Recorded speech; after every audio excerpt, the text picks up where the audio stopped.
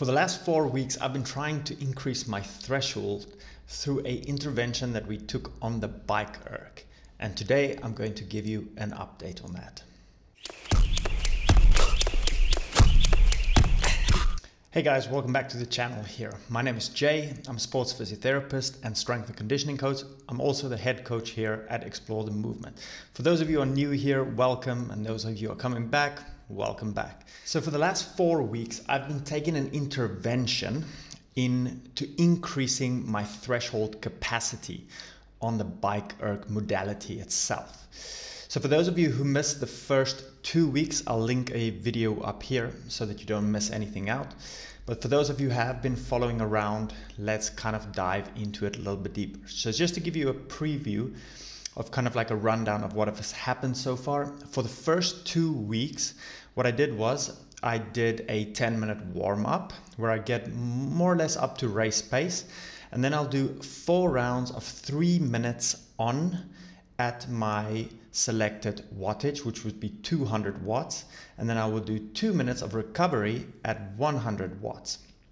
And then I would finish it off with a 10-minute kind of like cool down or ride out relatively at about 65 to 70% to finish it off.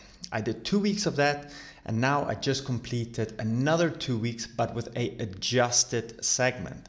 So the adjustment that I made was I increased my work time with another minute. So I did 10 minutes of warm up, getting up to race pace. Then again, I did 4 rounds, but this time I did 4 minutes at 200 watts and I recovered for 2 minutes. So it gives me up to a certain point, and then whatever was left of the 10 minutes at the end where I did the cool down in the first 2 weeks, that's just being adjusted, which is kind of around about 6-7 minutes left. If I'm correct, 6 minutes left, just to ride it out. So I didn't increase the time domain total at all, but it does mean I get a little bit more volume at race pace. Now, what does this mean? So I recorded my heart rate for every single session for the last 2 weeks, which means a modality of 4 minutes on and 2 minutes off.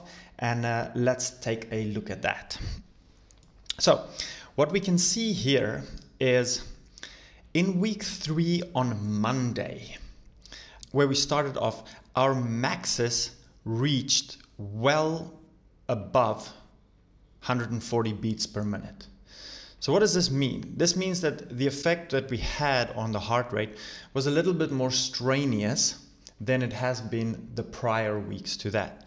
And what you can also see is my recovery stays between 120 and 130 beats per minute. Then when we look at 3 or 4 days later, when we look at Thursday, week 3, we can see, okay, so the intensity itself is still around 140. If you look at the first one, Monday, you can see that that second interval touches the 140. And then you look at the Thursday, you can see that the second interval reaches over. The third interval reaches over, and the fourth interval reaches over. But what you can see, what is better is that the recovery suddenly becomes much better, whereas in that Thursday, I was able to recover well in the first one below 120, and then the second one almost touching that 120, and then the third one a little bit higher, and then ride it out at the end of the cool down. Now what's very interesting, that weekend from Thursday until Monday, I was teaching a training camp in my box that I have here where I live with some athletes. So it was a very busy weekend. It was not the typical more rest, spending time with the family. It was on my feet the whole day, at evening also entertaining people. So I was busy. Recovery was not on point there.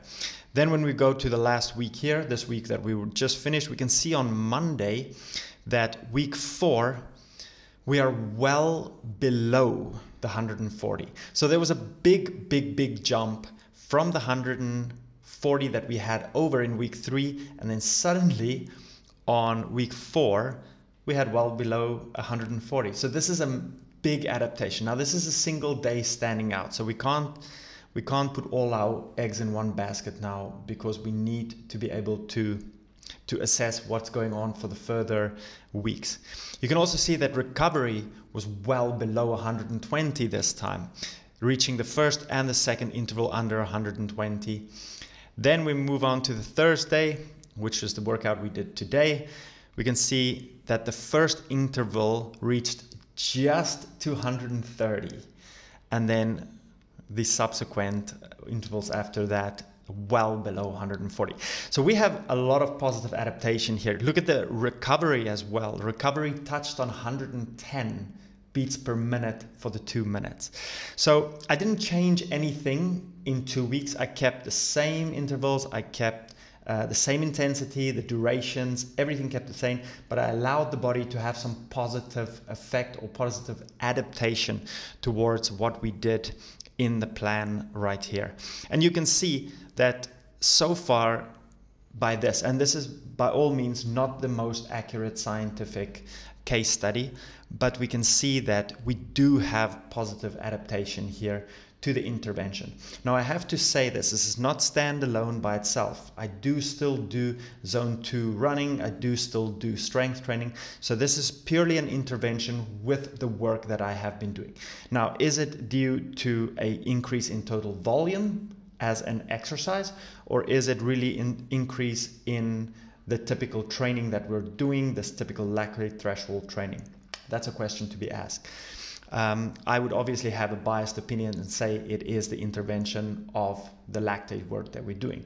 That one thing that you do have to understand and this is why I'm putting my my thought process into that it is the threshold training, is that your zone 2 will give you adaptations up until a certain point in regards to VO2, and then after that it has to be done through more intense exercise. So I have not been doing very intense exercise lately, and now with this intervention is more intense exercise that I'm doing. Hence my thought process leans more on this. So that being said, if you enjoyed this video and you enjoyed this little update, please leave a like. Click the notification bell so that you get alerted, so that when I do these updates again, you'll be the first one to know. If you have a question to me regarding what's next and what we're going to do after this, please feel free to ask it. If you enjoyed this, leave a thumbs up in the comment box so that I know that this does not, go in vain. And see you guys next time. Cheers.